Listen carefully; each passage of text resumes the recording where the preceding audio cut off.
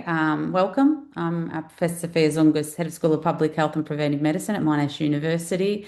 For those of you who don't know anything about me, I'm an actual academic endocrinologist, still train and work clinically at Monash Health and Alfred Health actually. And I've been Head of School of Public Health for the last 7 years, involved in large-scale clinical trials, cohort studies, and actually run the National Diabetes Registry. So registries are dear to my heart. And the work they do in terms of assessing, monitoring, variation in care and improving outcomes for people. And so it's really my great pleasure to be here and chairing this launch of the NCR report and celebrating the fabulous work the team do in bringing this national repository and incredibly important piece of work to the community, back to the community. So without further ado, I think we can skip my slide, if that's and as always, I'd like to acknowledge the traditional custodians of the lands on which we meet. For me here at 553, it's the Wurundjeri people of the Eastern Kulin Nations, and pay my respects to elders past, present and emerging, and also acknowledge those on the webinar today that identify as Aboriginal and Torres Strait Islander peoples. Welcome and thank you for being here, and thank you for your contribution to health and how that's changed the way we think about health across the country. Thank you. Next slide. Is there another slide? Great. All right. So that was a very quick welcome. Thank you for all being here. I'm going to now hand over to those that do the heavy lifting and really the supporters and the people that are in the back that do all the hard work in bringing the National Cardiac Registry report to its current state. So I'll hand over to the current board chair of the NCR, Dr. James Leitch. Hello everyone, I'm Jim Leitch, Chair of the NCR Board, and I'd like to welcome you to the 2025 Annual Report launch. I'd like to be with you contemporaneously, but unfortunately I had another assignment. 2025 has been a productive and exciting time for the NCR as the registry continues to grow and mature. We welcome the increase of private hospitals who have agreed to contribute in the new year and appreciate the growth in public hospitals and the improvement in the completeness and quality of data received from the state and territory participating registries. On behalf of the board, we thank you all for your continued participation. The National Cardiac Registry now has around 120,000 procedures from 5 years of data. And as the registry matures, so too will the analysis and reporting and the value of the NCR. The new guidelines for the treatment of acute coronary syndromes were published this year, with the NCR offering an accessible national platform for evaluating how we are meeting these expectations. For some measures, for example, door-to-balloon time of 60 minutes, adopted from international consensus, we are struggling to meet the target. I encourage readers to examine the detailed analysis in the report, which helps explain some of the barriers to improving this measure across Australia and perhaps ways that it could be improved. On the other hand, the annual reports show a pleasing increase in the frequency of radial artery cannulation, a technique associated with a lower risk of complications and improved patient satisfaction. These are just two examples of how the NCR can be used to monitor guideline compliance and perhaps in the future to help develop national standards from locally derived data. The report is a testament to everyone who contributes to the NCR. And in particular, I'd like to thank all the state and territory participating registries and the NCR Steering Committee chaired by Jeff Lefkovits for their continued support and guidance. Thank you to the Department of Health, Disability and Ageing for their support of the NCR, and thank you to the Monash team for overseeing the registry operations. Please share the report with your colleagues. and enjoy today the presentations by Jeff Lefkovits, David Brieger, David Follent and John Spiro, who will share with you insights on our quality indicators and key findings, Indigenous data sovereignty, and 1 year on in the Cardiac Registry of Western Australia. Enjoy the read and thanks for joining today. Introducing Associate Professor Jeffrey Lefkovits. Jeff is the true champion of the NCR, and he's going to give us a report as the chair of the steering committee. Thanks, Jeff. Thank you very much, Sophia, and thank you everyone for joining us to this 2025 annual report launch. It really is a privilege and an honour to be able to present some of the data of the annual status report on behalf of the steering committee. And just by way of background here, I just wanted to introduce the National Cardiac Registry that was started back in 2019 now. And it was established through direct funding from the Federal Department of Health. And the registry is in line with the National Strategy for Clinical Quality Registries and also the Australian Framework for National Clinical Quality Registries put up by the Australian Safety Commission. And the vision for the registry is fairly simple, that we want to harness the insights from a national cardiac data set to help drive better outcomes for Australians with cardiac disease and undergoing cardiac procedures. And to do that, the idea is to document variations in outcome and process, and not only just to look for where performance is perhaps not as good as it could be, but also specifically to look for opportunities for excellence in the quality of cardiac healthcare and promote that to all the various stakeholders. So I thought I'd structure this talk today on 5 pillars for a successful national registry, and that we can benchmark our own registry against these pillars. And as I go through these various points, you'll see they're pretty self-evident. So engagement is key. If you don't have engagement at all levels, obviously there will never be a successful registry. So in terms of clinicians, certainly, but also hospitals, and in our case, jurisdictions, and obviously the consumer are all key stakeholders in the engagement process. Data quality and completeness is self-obvious again. Without good quality data, you can't have a good registry. Governance, privacy, and data security are the foundation for a quality registry. And because of the interest of time, I won't say too much about NCR in this respect, other than to mention that we are very well catered for in terms of governance and data security. Similarly, the concept of risk adjustment, providing outcomes that are risk adjusted and allowing for fair reporting of performance, is an important aspect of a mature clinical quality registry. And we don't have this yet, but that is one of our near-term goals. And finally, I put down translating registry data into meaningful clinical improvement. And I'll talk more about this in a few minutes. So what about engagement? So the NCR was set up in what we've loosely termed a federated model. So each state and territory is responsible for their own data collection and then feed into a central data repository. So as I said, the state and territories provide the data, and the national database complements state and territory registries. We started off in the public sector, and we started including private hospitals in 2022. And for those states that are at different stages of their journey in relation to a state-based registry, we have provided an additional service in the last year or so, which we've termed direct entry, so that, say, for example, private hospitals in Queensland, for example, that are not currently participating in QCore, they have the opportunity now of directly entering their own individual hospital data into a REDCap system for NCR, and so that they have opportunity to be involved at an early stage now, which is, I think, is a fantastic innovation that we introduced just last year. And if you look over the last 5 or 6 years, recruitment has been steady, and we've now got over 120,000 patients in the NCR. That's just in PCI. And if we look at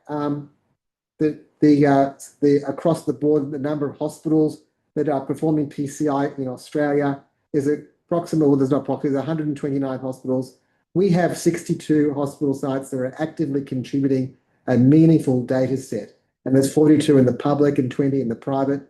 There's a further 17 hospitals that are engaged. That means they haven't quite got to the point where their data set is meaningful. There's, like, for instance, they might not have all their data elements yet available. There's another 40 hospitals that have been approached with positive feedback from all of them. And there's just only 9 hospitals in all of Australia that are still yet to be contacted. And we're proud to be able to boast that we now have 50% of all PCIs performed on an annual basis entered into our registry. And that's only going to grow over time.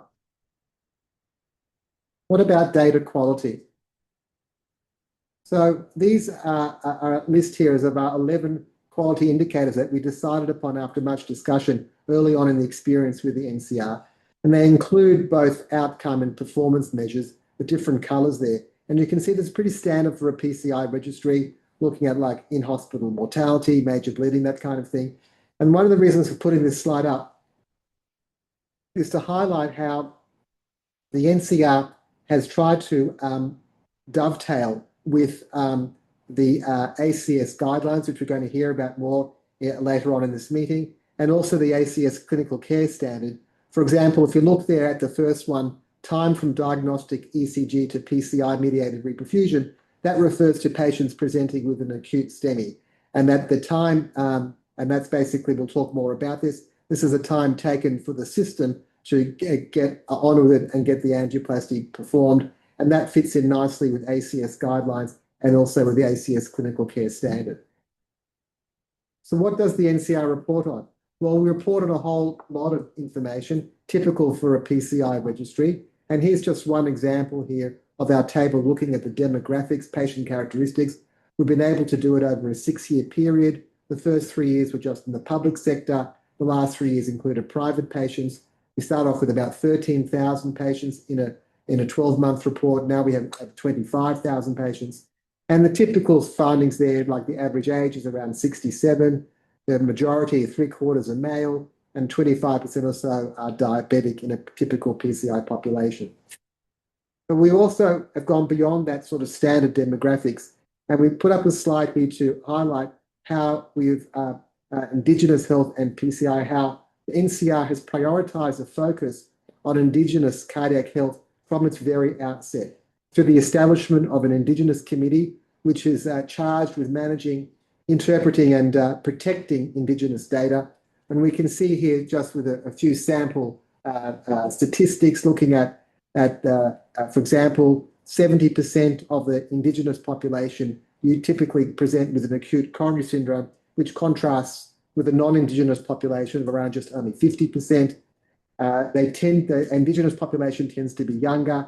There tends to be a more females representation compared with a non-Indigenous population. But we're pleased to say that if we look at the rate of procedural success, it's the same as the non-Indigenous population. But our goal in NCR is to go beyond just deficit reporting. You know, where are the gaps? And we would like to focus on a strength-based approach. And to that end, we'll be hearing from David Follent in the next talk to highlight some of the initiatives that NCR is now taking in this area. And when we think about quality, we're assessing the quality of the care that is provided to patients right across the country. And perhaps the best way, or the most well-recognised way of doing this within the area of PCI has been looking at time delays in the treatment of acute STEMI.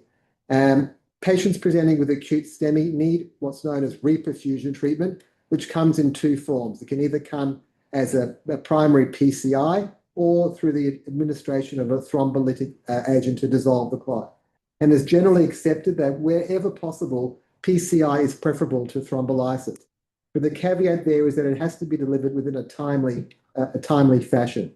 So if we look here at the median time from symptom onset to PCI-mediated reperfusion, and over 2024, there was nearly 3,500 patients, we can see it takes just under an hour for patients to usually present, which is what that pre-hospital delay, not really in our control. And from the time of FMC, standing for first medical contact, to the time of the first diagnostic ECG, the median is 8 minutes, which really is quite good fitting in with the ACS clinical care standard and ACS guidelines. Takes another median of 44 minutes to get to hospital, and our median of 56 minutes from door to balloon time, as it's known, is pretty good, given that the ACS guidelines now have set a target of getting that delay down to 60 minutes or lower. But where we stand in this year's report, in contrast to other years, is that we want to highlight two specific areas of interest within this whole topic of acute STEMI PCI. And the first one is what's known as pre-hospital notification. And here the idea is that when an ambulance in particular sees a patient in the field complaining of chest pain, and they diagnose a STEMI through an ECG done on site, that they pre-notify the receiving hospital that they have a patient with a STEMI, and that they'll be bringing the patient along, as quickly as possible. What that does is it allows the receiving hospital to activate all their processes, particularly the cath lab, and so that the cath lab team is called in or is made ready, and so that when the patient arrives at hospital, there is a minimum delay from arrival to getting into the cath lab to have their artery open. And although this is not a new concept, that pre-hospital notification shortens time delays, this analysis from the 2024 registry shows how important PHN actually is. If we look firstly at the pink columns, this represent the proportions of cases done within the 90-minute target. We can see that they come in pairs, PHN and no PHN. If you look across the 5 or 6 years that are reported here, on average, if a person presents to a hospital with PHN, 90% of those cases are getting done within the 90-minute time frame, which is really very, very good. However, if you look at the no PHN columns, they're all substantially lower over time, and they're only averaging somewhere between 50 and 60% getting done within 90 minutes. But this kind of difference between PHN and no PHN is even more stark when we look at the more stringent target time frame of getting done within 60 minutes or less. So there we're looking at the purple columns. So we're getting around 70% with PHN, but we're getting down to just 20 to 25% of cases getting done within the appropriate time delay if there's no PHN. So we want to use these data to highlight the importance and the continued importance of hospitals ensuring that the process of PHN is being conducted in conjunction with the ambulance service in their hospital.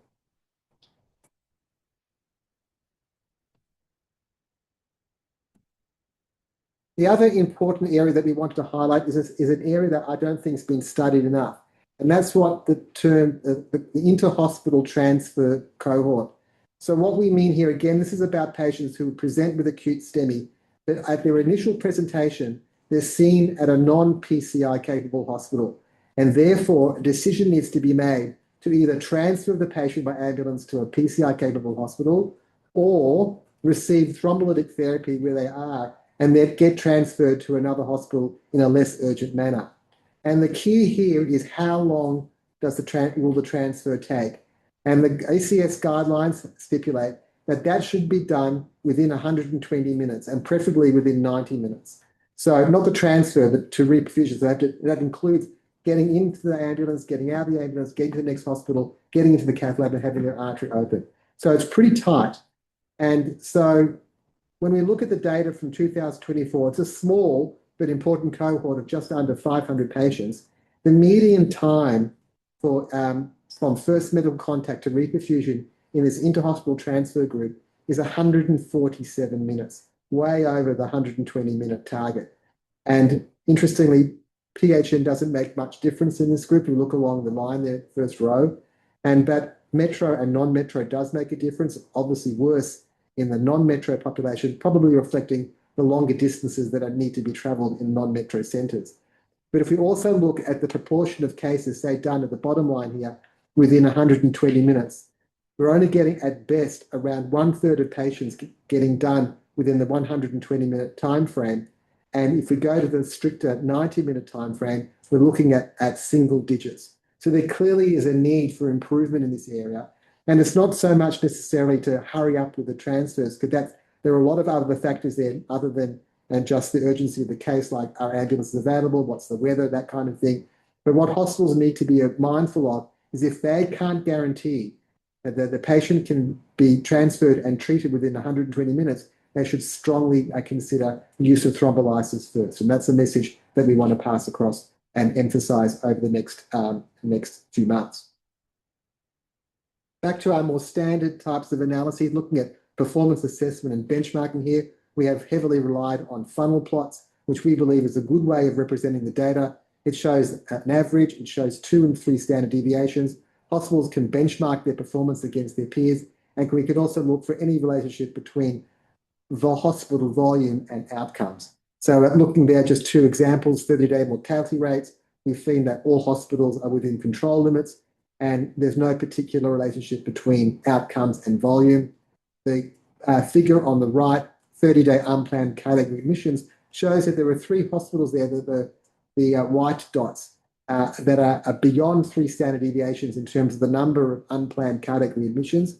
And these today would be outliers, and these hospitals would then, the hospitals' names would be fed back to their jurisdictions, and then it would be a state or territory-based responsibility to act on this information and help with a quality assurance or the quality improvement process. So in the last couple of minutes, I want to focus on translating registry data into meaningful clinical improvement. And to do this, I want to highlight some work that the NCR has done over the past few months, looking at same-day discharge audit. And the concept here is that for patients having elective PCI, that means they're going to have a PCI and they're being admitted just for that procedure. The typical in the past has been that they'll be admitted, have their procedure, stay overnight, and go home the next day. But there's a lot of evidence now and a lot of information to support that those patients can actually be discharged the same day. They don't need to stay overnight. It's safe and effective and has a number of advantages for both the patient and the hospital and even the healthcare system in terms of convenience, utilization of resources and costs. So we thought the NCR has delved into this further to see what actually is going on in relation to same-day discharge over the 2024 calendar year. And of the patients that were discharged home, the 11,000 odd patients in the registry in 2024, we can see that 11.9% of those patients were actually discharged on the same day. Just over 50% stayed overnight, and there was still a fairly large proportion of 32% who stayed longer than 1 day for an elective PCI. Really not a good utilization of resources. But if we look into the data a bit more closely, we can see there that there's a difference between, the biggest differences between the public and the private sectors. Nearly 20% in the public down to 1% in private, indicating that in the private sector, they're basically not doing same-day discharge. And there are a number of potential explanations and reasons for that. But nevertheless, it's still worthwhile highlighting because even in the private sector, there are some definite advantages for both the patient and the hospitals if same-day discharge were utilised better. We look through metro and non-metro, we can also see some differences there. So we went further in this audit and we've provided this kind of league table for individual hospitals to benchmark their own individual performance against the group in general and against their peers in particular. And what we can see here is that there are some hospitals that have strikingly high rates of same-day discharge near the top, and then down the bottom there's a relatively large number of hospitals that either don't do it at all or do it very infrequently. The other side of the coin that can be seen on this kind of heat map is that sort of mauve colour on the other side, and that is hospitals that are keeping patients for elective PCI in more than just 1 day. So again, some hospitals have lowish rates and some can go more than 50% of their cases are keeping in for over a day. That's something that I think is worth highlighting. They may not realise how out of touch or out of the standard practice that they actually may be. So these data are fed back to the hospital as well as the jurisdictions. And also just to finish off, in addition to this heat map kind of thing that I've shown on the previous slide, we could also see we're providing each hospital with a trend analysis over the last 4 years, and they can see whether their same-day discharge rates are static, going up or going down. And the idea of doing this kind of project is to help inform clinicians, hospitals, CEOs and quality teams about an initiative such as same-day discharge, and we would like to profile successful sites and hopefully in the longer term facilitate culture change. So in closing, I'd like to just highlight some of the future projects. We want to improve harmonisation of data sets and aim for a universally collected minimum data set so that we can implement a statistically valid risk adjustment model. We have growing collaborations and partnerships with key organisations. The research opportunities are there, and we're planning future models, including rheumatic heart disease and electronic implantable devices. I encourage people who are interested to have a look at the annual status report and fact sheets that are available online. And I'd like to acknowledge all our various partners. I'd like to acknowledge particularly the support of the board for the project and Jim Leitch in particular, and Megan for their efforts along the way. The steering committee are doing a sterling job, and I really have to bring out special thanks to our management team, who without their hard work and dedication, this project would not be proceeding. So thanks very much, and I'm happy to answer questions towards the end of the presentation. Thank you. Thanks, Jeff. I think that's been a really incredible presentation, and congratulations on all that work. I particularly enjoyed hearing about that special audit where you're really taking the data to the quality improvement projects. So now introducing Mr. David Follent, Chair of the NCR Indigenous Steering Committee. I can see David was on the webinar panel, and I'll hand it over to you. Thank you. Hi, everyone. You can all hear me there? We can, David. Thank you. Thank you. Before I sort of kick off my little yarn, first I'd like to begin by acknowledging country. And I'm here joining you from my traditional homelands up here in the Tweed Heads, up in Bundjalung country. And I'd really like to take the opportunity to pay my deepest respects to elders past and present, and those emerging leaders who come through seek out the change for positive of my people. But today, as we gather in the spirit of cardiac health and healing, I recognise that the true well-being begins far deeper in the body, and it begins in country, in culture, in story, and in a long memory carried by our people.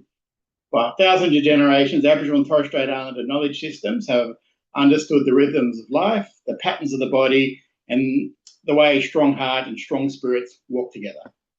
The work the National Cardiac Registry invites us to listen differently, not to just numbers, but to people, not to just data, but to story, and not just to the heart as an organ, but the heart as a connection, identity, and belonging. I especially acknowledge First Nations communities whose experiences, knowledges, and voices must continue to guide our path forward, and may we honour their wisdom of the ancestors' uplift strength of communities today and help build a future where every heart is held with dignity, respect, and cultural safety. So I'm not telling any of you guys anything differently that you don't know, but we know, I guess, the status of cardiovascular disease in Aboriginal and Torres Strait Islander people. We know it develops earlier and often some more severe. But to flip that narrative, Jeff actually, pointed out that, some of the outcomes are actually positive, and we're sort of really stepping into that strength-based approach we really need to do when we start sort of looking and interrogating through data. So this is where the National Cardiac Registry can step in and play a key role to illuminate some of these inquiries at a national level. I guess the good and the bad, but this really helps us develop helps the broader system with their policy development, programming, planning, funding, etc. So the National Cardiac Registry has an Indigenous advisory committee, one I'm very honoured to chair, which provides guidance grounded in cultural knowledge and expertise, and is helping embed thinking such as Indigenous data sovereignty into the core thinking of what we are at the NCR really focused on doing. And this is a very important foundation for some Indigenous-specific reporting and improvement strategies. So there, as mentioned before, there is opportunity, and we're exploring what these opportunities in terms of what NCR can what other spaces in the cardiac space NCR can really step in. And rheumatic heart disease is one of them. It's sort of exploring us as a registry, exploring what's out there, and where can we step in and support, changing, and we know rheumatic heart disease has some devastating impact on Aboriginal and Torres Strait Islander communities, but, there's a potential role we can play there, and we look forward to continuing to explore this in a bit more depth. I guess probably another important thing there is, as the NCR has really started raising its visibilities in such important forums such as the Leitch Institute's biannually International Indigenous Health Conference, which was held this year in Adelaide, but also at the CZAN's Indigenous Conference at the same time in June, and starting to take those opportunities and making inroads and looking at how we can further seek those relationships with other key organisations such as NACCHO, the other Aboriginal Community Controlled Health Services, and others who can sort of step in and really get involved in some of the work we're doing, and some of the work we're doing can complement, some of the queries and questions and work that they're embarking on. As we mentioned before, we were sort of looking deeply into the data, Indigenous data sovereignty space there, and I think as the NCR has something to celebrate here, because after some of the recent meetings I've been in, most recently a roundtable late last week, what was highlighted to me is we're actually quite a few strides, in my view, and I might be biased, but in my view, when compared to some of those other national registries. So we're helping set the conversation on what does Indigenous data sovereignty and their principles mean at a national registry. Again, something we should be very proud of, as an organisation. And some of this work we've been doing is we started by partnering with Galidala, which is an Indigenous social enterprise health collective, to co-design the data sovereignty policy, and that's really grounded in Indigenous methodology and cultural governance. And the NCR is really setting a new standard for ethical, respectful, and community-orientated data practices. When we dive into the space here, and when I speak about the leadership NCR is really looking at, let's just really cover off on some of those key points there, and that's around, I guess, community authority and benefit. And this is how the data is governed by Indigenous people through co-ownership, through co-design, through co-decision making, and lots of things we'll explore going through the processes of what we look like as a data registry stepping into this data sovereignty conversation. I mentioned it before there, but it's sort of, how do we use that strength-based approach use of data? Obviously, we want to tell the important stories where there are some deficits, but equally, we want to start celebrating and show that there is strength out there. There's things to celebrate. There's resilience. There's strength, and we, as a registry, have an opportunity to support those conversations. Equally, it's about how do we bring those out there to trust and participate in that. And some of the work we're doing is sort of about building that confidence, and that really helps improve the data quality and completeness, particularly when doing that work, we're building that sense of trust out there. But most of all, I think it says that better outcomes for all. And the more representative data supports equitable cardiac care, research and system planning. And importantly, these principles are transferable, creating governance models that strengthens all data collections, not just Indigenous data, and it can be applied across many diseases, communities, national data sets. And NCR's commitment demonstrates how cultural integrity and clinical excellence can work together to develop better health outcomes for everybody.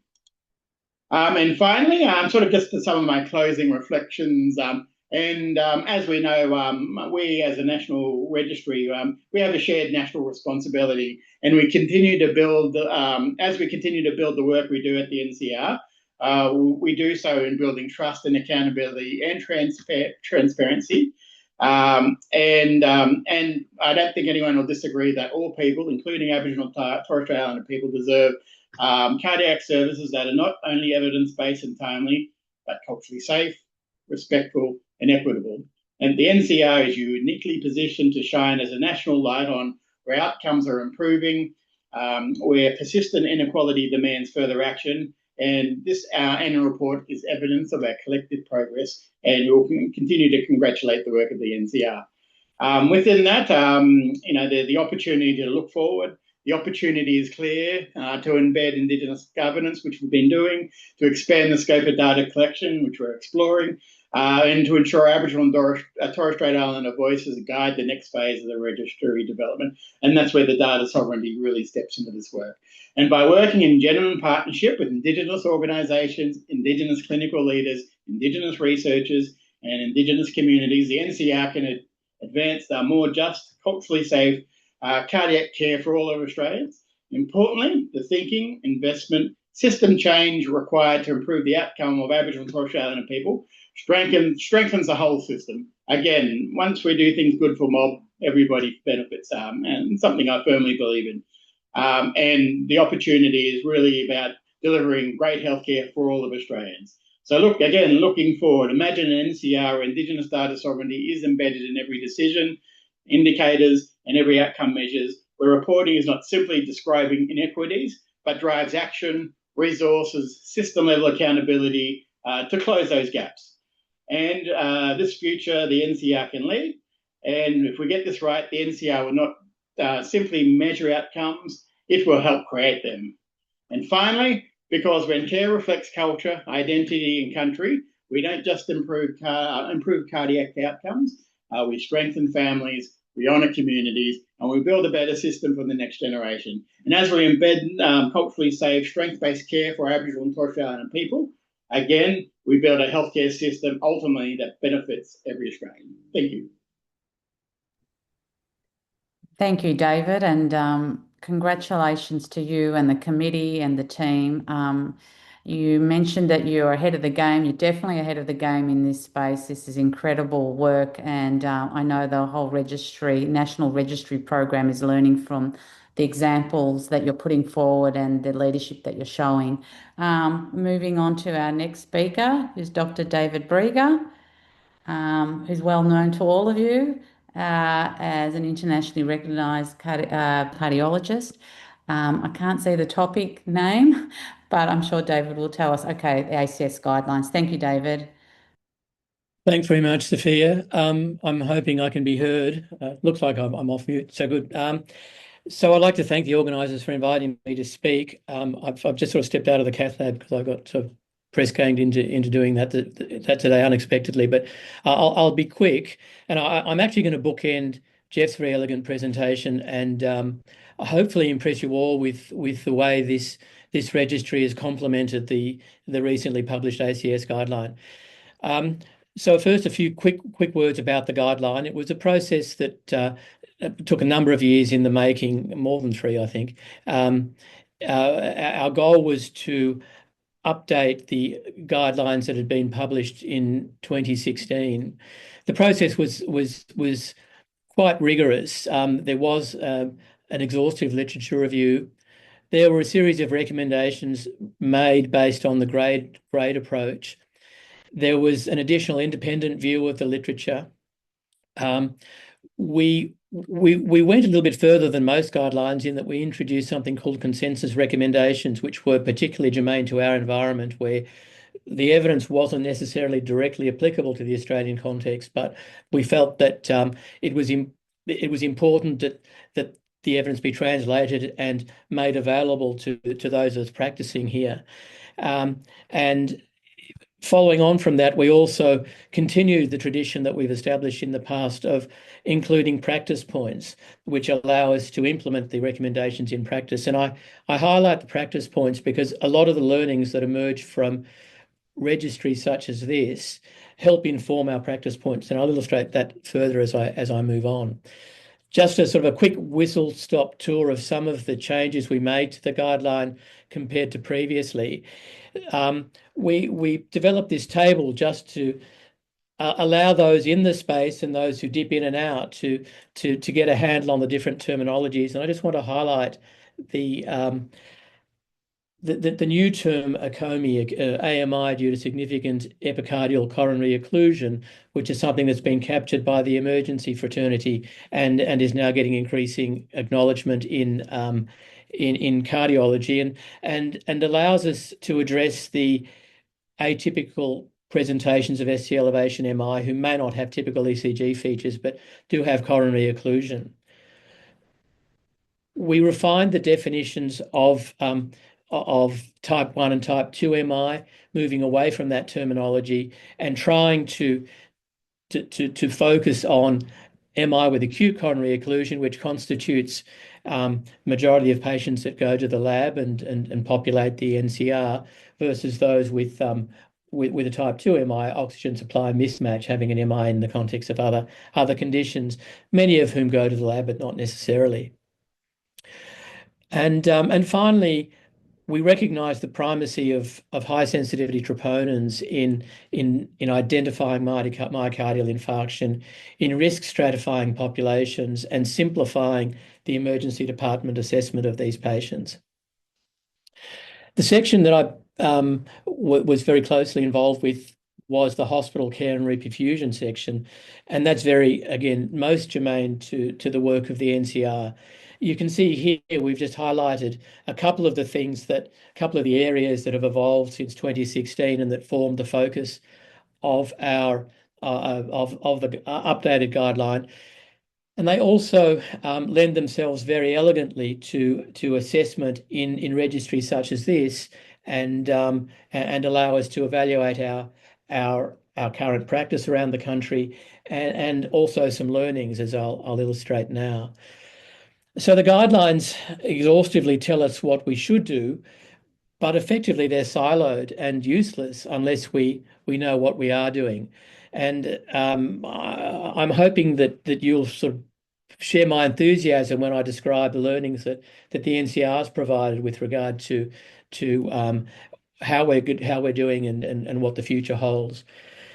Jeff spent a few minutes, I think, describing this concept of emergency reperfusion. I was pleased to see that he highlighted the previously, I guess, underemphasized population that present to hospitals without PCI sites. Now, we looked very closely at the literature in these cohorts, and you can see that there are two important time points here that Jeff referred to. The first is the timing to PCI from presentation when they present to a non-PCI site. And that magical time is actually 120 minutes, which means that if you present to a site that doesn't have PCI facilities and you can't get your patient and you can't be transferred to a site to have a balloon inflation within 120 minutes of your presentation, you should get lysis, because that's where the point of equipoise is, and that's where the data have landed. Once you get to your PCI site, we talk about a first medical contact to wire crossing time of less than 90 minutes, and that's a legacy time. That's the time that we've always strived to achieve since we began the primary PCI programs around the country. As Jeff alluded to, and as I'll mention in a moment, we're now getting much better at doing that. So in fact, we're aiming for lower times of 60 minutes. So Jeff has shown you the data, and I'm just going to show you again, just through the prism of the guideline. I had real concerns when we were first developing these recommendations that sites were not going to be able to get their patients to a PCI site, to a PCI hospital within 120 minutes. But in fact, about a third of hospitals in the registry are able to do that, which is very encouraging. So it's not an unachievable goal. We've got the data now. We know that it can be done. We just have to investigate the systems to ensure that that does happen moving forward. And the NCI is perfectly placed to do that. At the same time, this legacy time of 90 minutes is not achievable, rarely achievable, around about 10% of cohorts, and we know that. But that's a stretch goal that we don't need to focus on at the moment. The second time that Jeff mentioned and that I alluded to is the fact that in many centres now, many PCI centres, we can get first medical contact to wire crossing of less than 60 minutes. And this has been something that's evolved over the last 15 years or so that we've had this program. I'm just reinforcing the data that Jeff showed earlier on that showed that It's still a minority of hospitals that are able to do that, but a significant minority. And our goal is to lift the proportion of patients that are able to do that. So where are the gaps, and how can we make these changes? And this is where the NCR has been absolutely outstanding. Here we can see that it's at night that problems arise. So if you know that that's a problem, well, then you divert your resources towards solving that. The second issue that we're aware of, and that Jeff alluded to, is pre-hospital notification. You get there's a 10-minute penalty for walking into an ED versus calling an ambulance and getting yourself taken there immediately. And that's consistently present across all cohorts, and we know it's true for in Australia as well. So I wasn't, I didn't want to take too much time. I knew I'd be speaking late, and I knew that that there'd be others following me. So I hope I've shown you that the guideline process, as arduous as it is important and tells us what we should be doing. Registries in general tell us what we are doing, but where I think the NCR is really taking us to the next level is by showing us where the gaps are and how we can do better. So thanks very much. Thanks, David. That's a great presentation and great reflection on the new NCR data.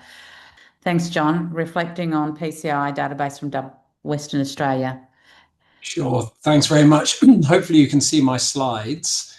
Thanks very much to Jeff, Ray and the NCR for this opportunity to speak to you. As an Englishman, at the moment, it's quite awkward for me speaking at an Australian national meeting, but I will try and get through the session without a significant collapse. I'd just like to acknowledge the previous members of the NCR working group in WA who really got us into a fantastic position, and they laid the foundations for the work that we've been able to do over the last year. I'd also like to acknowledge my steering committee member, colleague Girish, who has also been instrumental in the work we've done over the last year, and also the WA Department of Health, in particular, the Health Quality Intelligence Unit, as well as Patient Safety and Clinical Quality Unit. We've recently also had 2 academic appointments, Chris Reed and Ingrid Stacey, who will be well known to the group, and we're very excited about having them join us. And of course, all my colleagues in the cath labs in WA who have helped embrace this project. So in brief, by way of background, it's well recognised in WA really that participation in clinical quality registries is of paramount importance.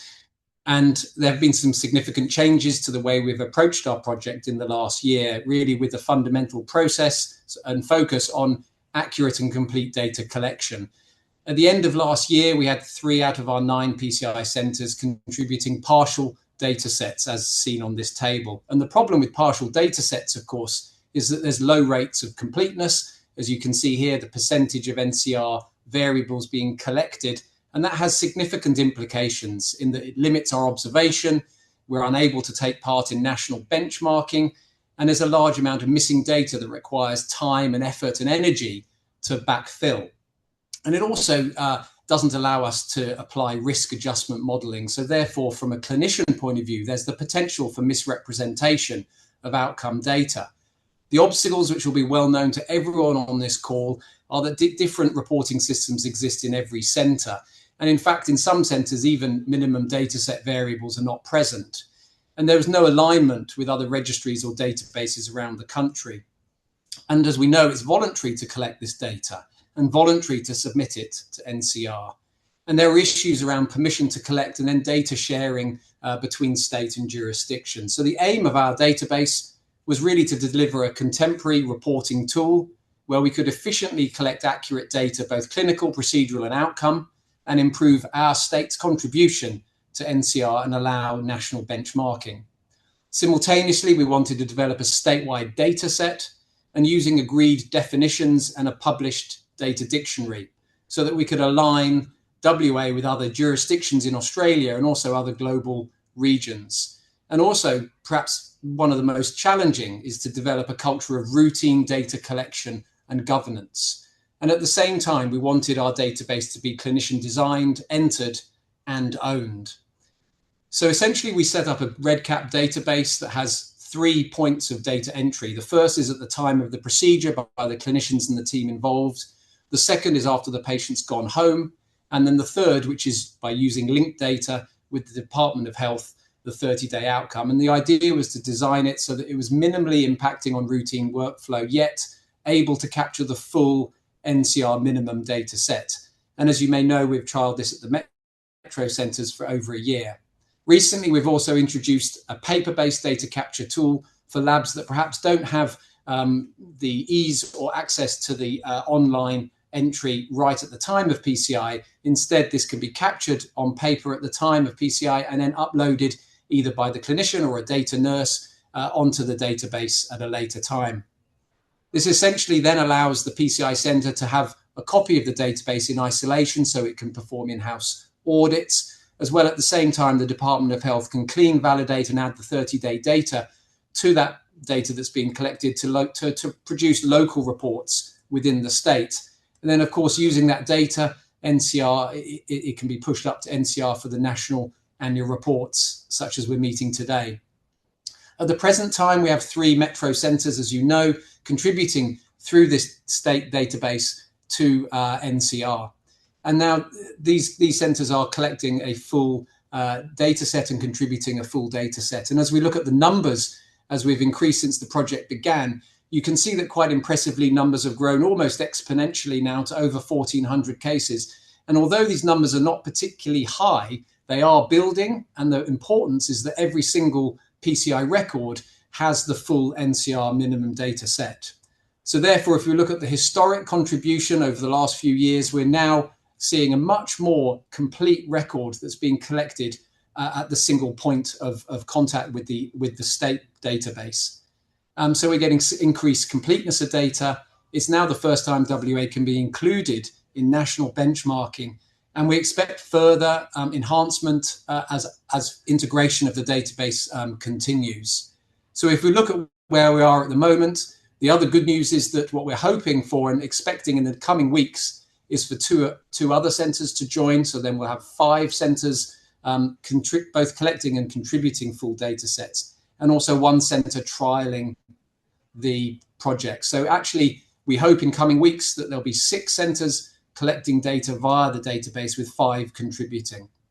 So in summary, we now have started a dedicated PCI database in WA, and we have a long way to go, in particular to catch up some of the jurisdictions within Australia who have mature databases. But we've had a good 12 months, and which now allows for more efficient data collection at the time of PCI. It increases our submission of complete data, which is of course important to NCR, and increasing number of participating centres. There's ongoing engagement both with clinicians and the Department of Health. And in particular, the data analysts at Department of Health have actually written coding for accelerated data analysis. We've got recent academic involvement, and we're looking forward to generating local, real-time, both individual operator and centre-specific outcome data. So sorry that was a bit rushed, but that's a brief update on WA. Great, thank you, John. When will risk-adjusted plots be used for benchmarking?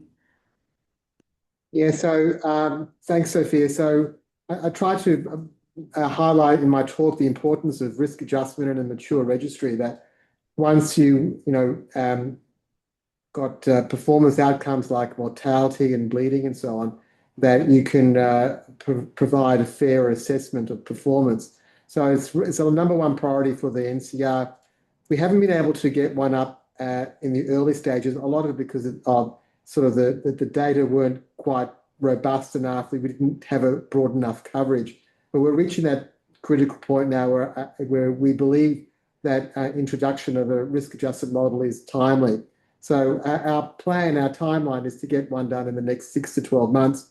We will base it on a experience through the NCR management team and their experience here at Monash with a VCall, where they've used a machine learning model and rather than a logistic regression model. That's quite effective. So that's what we're looking into, and hopefully by this time next year we'll have introduced in a graduated fashion risk-adjusted outcomes for the NCR. Great. Thank you. I have a question to David. David, you mentioned that the interdigitation between the registry and the performance and the guidelines. What do you think will be the next game changer in terms of, feeding the evidence into the registry and being able to report as evidence changes, as recommendations change? Are people following recommendations? We've talked about previously the learning health ecosystem. Are we ready for NCR to become part of that with the ACS guidelines? I think the NCR is at the vanguard of that. I think the expertise, the resourcing, the interest that this group has is sort of unique in the ACS space. I was so impressed with the national with the annual report that's formed the focus of this meeting today. And there's any one of a dozen questions that can be addressed tomorrow, based on the recommendations we've made, and we really need to learn how we're applying them, and if we're not, why not? I mean, I cut my presentation very short, but invasive, endovascular imaging is something that's we gave a strong recommendation to, as is happening elsewhere in the world. That's something we can address very immediately with the registry. We think it's escalating, but we don't know. We know it's been very poorly adhered to in the past.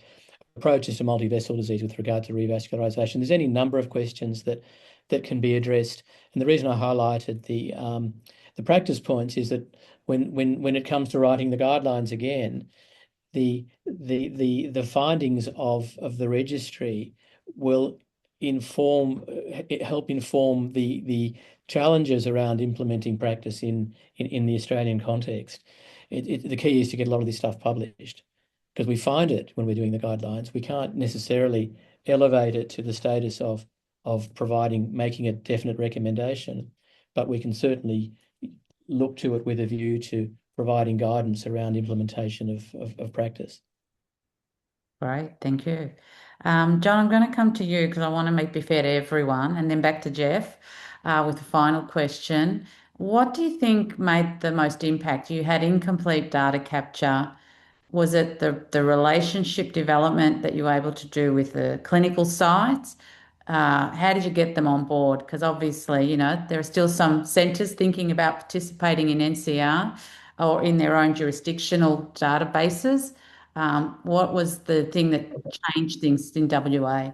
Yeah, look, it's a difficult obstacle to overcome, isn't it? And I think that the complexity of the project, naively I went in thinking this would be reasonably straightforward to sort out, and then I was made aware of the complexities. There's public and private mix, there's the different jurisdictions that have different data handling rules and laws and attitudes. But I guess there is a willingness amongst everyone who I've spoken to be honest, to contribute to this. One of the problems, though, is that the idea that it's extra work and it's sort of duplication of data entering. So what we're trying to do is, as best we can, use automation and linking existing data with REDCap so that it can pull data across. Admittedly, that's been quite a small component at the moment, but I think that will grow as automation and AI and other systems become more available. But I think what I've been struck by is the overwhelming enthusiasm to take part. And I think that there's a generational change as well that is occurring. And I think that people come back from fellowships or they come back from other parts of the country and they want to know what their data are. They want to know what their outcome data is, what their intravascular imaging rates are. And I think all these questions feed into a forward direction that's gathering momentum. So yes, there's lots and lots of barriers, and we're only a small drop in the ocean, but we are building momentum and building enthusiasm. So hopefully over time, things will continue to grow. Great. Congratulations again. Final questions to Jeff. I don't know if these are curly ones, Jeff. When's the data going to be available for research? It's a valuable data set. We heard from David that we need to report and publish so the evidence can be available for evidence synthesis or guidelines. That was the first question put from the audience. Well, that's not curly. I mean, we are committed to having a strong research profile. Again, it's early on in our experience. We weren't quite in this position. We're trying to get the registry and all its various components up and running in a sort of in an effective manner. But we are now in a situation where we have establishing a research committee. There are a little opposed to us like a single center that controls the data, and then that has some advantages. With our federated model, there are negotiations that are required. It depends. So one of the key principles of the way the NCR was set up, that each jurisdiction still retains the ownership and control of their own data. So it'll have to kind of we have to try and make sure that those kind of needs and requirements and specifications are all satisfied with research projects. So it will be done on a case-by-case basis. We welcome people's interest. We encourage people to approach us with their research proposals, and then we will do our very best to try and accommodate their needs. And one final question, maybe you could take us home with what's the future? What's the next phase for NCR that you see beyond what we've already discussed?